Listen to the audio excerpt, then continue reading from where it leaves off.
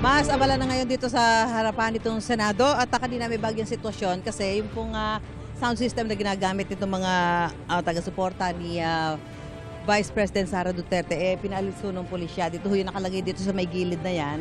Kung nakikita nyo sa may likuran ko, yung may police mobile, yan yung nakapwesto kanina yung truck na yon na may sound system. Pero pinaliso yan ng mga pulisya at pinalipat. Pero pinapayagan naman po yung mga taga-suporta ni Vice President Sara Duterte na manatili dito sa harapan po ng gate. Ayan.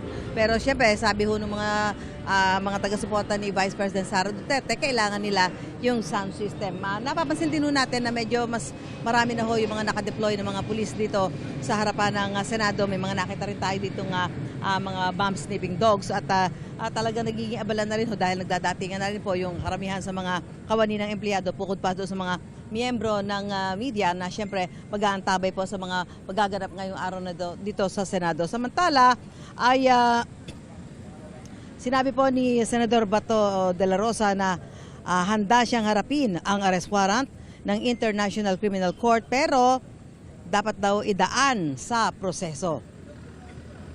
As I've said, haharapin ko yan kung idaan lang nila sa proseso. Kung merong totoong warrant of arrest, dalhin nila sa local court, ayusin nila, then uusapan natin at haharapin namin yan. Sinabi niya yan sa live broadcast si Senador Robin Padilla mula sa loob ng Senate Lounge kagabi.